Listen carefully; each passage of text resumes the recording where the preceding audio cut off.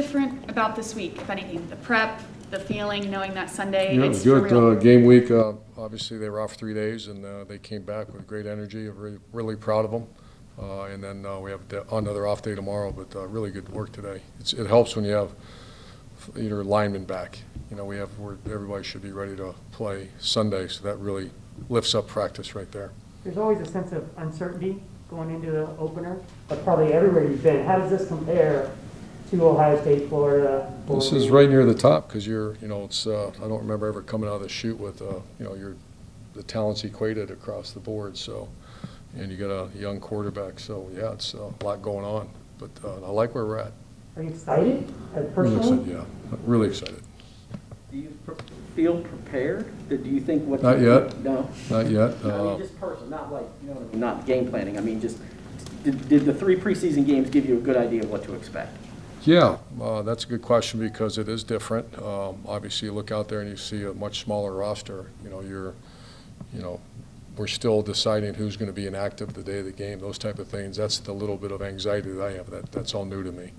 But as far as game management, I feel very good about it. I feel very good about our coaching staff, and most importantly, I feel good about the locker room, which is maybe the most important thing in any organization. From talking to your coaches who were in the NFL last year, what's the kind of feeling you get about how much the potential for interruption is from COVID compared to last year? Last year, well, obviously I wasn't involved, but there's horror stories that people would come in and you 3 guys, you 5 guys, whatever, and you never really. I saw some coach saying that the lack of interaction with your players because you're looking at an iPad or a screen. That's no way to coach, but unfortunately we had to do that. But yeah, this is nothing. We're extremely cautious right now. As a matter of fact, I saw where the Cowboys lost a player, and we got A.J. Canton back today, but we redid the mating rooms. We spaced them out even more. We're just really taking that 6 feet as serious as you can, even the vaccinated guys. Did you have any concerns? I know it was kind of circulating on the internet, especially after the Dolphins put 2 players on COVID lists this morning. Concerns about guys having those 3 days off, going out, interacting? Yeah, very concerned, and got to have a little bit of level of trust that you trust your players how serious this is, but you also can't ask them to go close the door in their closet. And so I understand young people or old people. I went to the Gator game, but you try to keep your space as best you can. What was that like for you, being back in the swamp? It was great to see Coach Mullen and get a big win. A great crowd for a opener, so it was fantastic. You're recalibrating your expectations in preseason games that you hadn't had to do before. Do you have to do the same in terms of using those games in your preparation? Do you have to use a different filter when you're preparing, whether it's yourself or the opponent? I'm not sure the question. So you can look at the preseason games for Houston, say, for instance. Do you have to put a different filter on that than you would if you had when you're looking at regular season games in terms of game preparation? Sure. And I learned that from our veteran coaches that, we didn't do much the first game. We did a little bit more the second game, and the third game we let Trevor go play a little bit. So same with Houston. We're just kind of, it's going to be Tyrod, their quarterback. We went all the way back and studied some of the things he's done in the past as well. Very talented quarterback. So, yeah, you got to do more than just the preseason when you're prepping.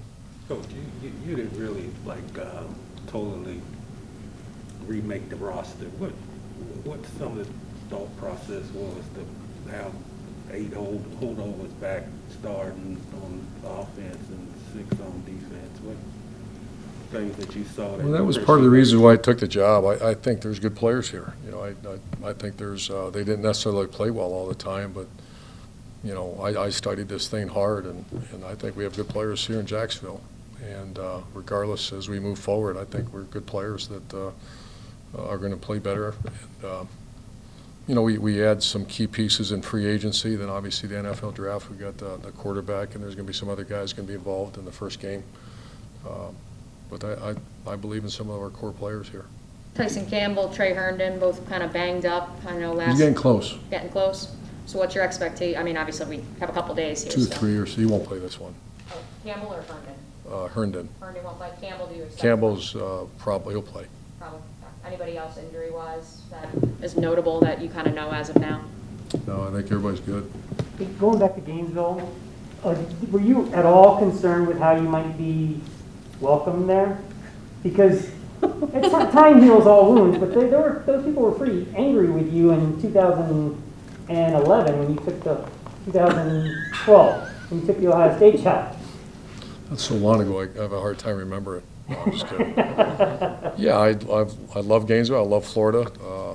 I wish I had left differently, but that was a deeply personal situation. But I'll always be respectful to Gators. I'll always be a Gator fan. My former coach is a coach there, and I support them. And shoot, I even pumped up a recruit when he walked by me. So I think I'm allowed to do It's that. legal, So, yeah, I think that's legal, yeah. Let's go, man. Yeah.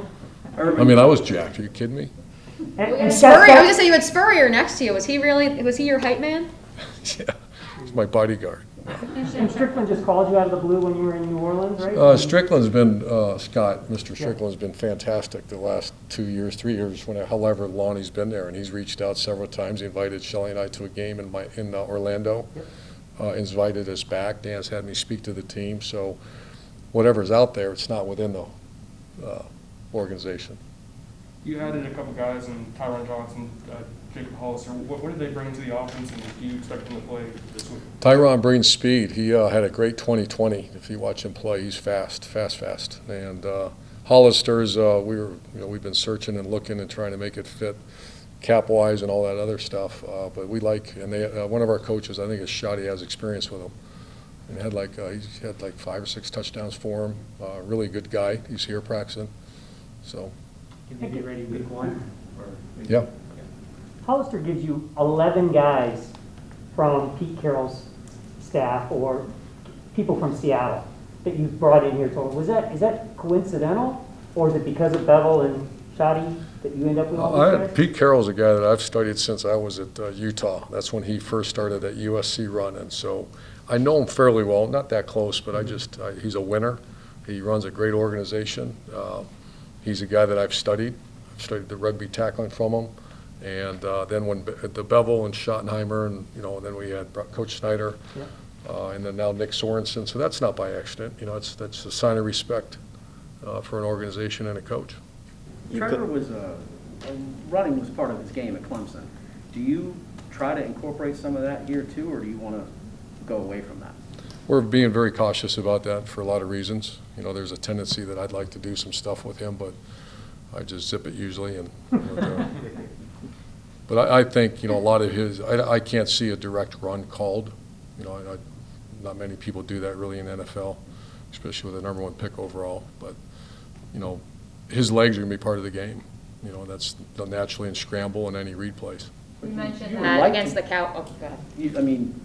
Your philosophy, you would like to run him several times a game, though, right? I mean, if you could get away with it. Yeah, you'd like to, but, we had Dwayne Haskins, and he really wasn't a runner. This guy could because he's fast and big and a very courageous runner, but we're going to be very cautious. You mentioned against the Cowboys, you kind of let Trevor just go out and play. So what's your message to him going into this week against the Texans? Well, it's really, we got to be smart as coaches, do what he does well. There's some naturalness to him, some of the things we did Sunday against the Cowboys. We were also aggressive. I like aggressive play calling, and we did. We also added Devin Smith, and, who I know personally, and he's a legit deep threat. We added Tyron. When Phillip yanked his hamstring, we just really were, and DJ really didn't play at all. We were limited now. There was a time where we just didn't throw the ball down the field. And I felt much better when you had Devin, and DJ looked really good today, by the way. And this Tyron guy can really run. So until we get Phillip back, running an offense without exceptional speed outside, I don't know that offense. I don't want to know that offense. I don't want anything to do with that offense. So we have to have speed. How important has it been to see DJ doing more and more in practice? Oh, yeah, he's in the right place. He actually caught the ball really well today, too. How much concern do you have about Tyron in terms of his route running? Because that's the thing that got him cut in San Diego, or LA, I'm sorry. Yeah, we're working hard at it. Sanjay Hall is a very good teacher. That's why we took him, though. We believe in him. His film was electric in 2020. How confident are you just having 3 running backs right now? On the Not roster? confident. We're still eyes open. How do you That's think? tough. Any chance you have this week, or is it one of those you're gonna see how Sunday plays out? No, there's a chance. We're still working through some things. You don't get, we talked about the opener and here and everything, you don't get nervous anymore, do you? I get horrified. What are you talking about? Horrified. No, At I'm this just point? kidding. I'm Okay. just kidding. No. No, I'm not there yet. I mean, I will get there. All coaches get there, and if they tell you they're not, they're probably not being truthful with you. Yeah, I'm one of those people, if you remember, just it's every T crossed, every I dotted, and every tip sheet. Why is this, why didn't we dot the I on this tip sheet? So I drive, instead of players, I drive coaches crazy because I just want to make sure those players have a shot. Do you think everybody's figured it out by now? Like No. your ways and? No. Head in that direction. Do you wish you had maybe challenged the call in the preseason, just for the mechanics of it, just to know? We have really, Zach, I have a guy that's really good, and we practiced it. I mean, we've physically watched the videotape and talked through it and talked through situations, talked through the challenge flag, so we'll be ready for that. Andres, let's go. Rookie starting on the back end for you, look like? Starting, it's an or, I believe, right now. I believe it's Wingard or him at the other safety, and then you have Rayshawn at the 1. Thanks, guys.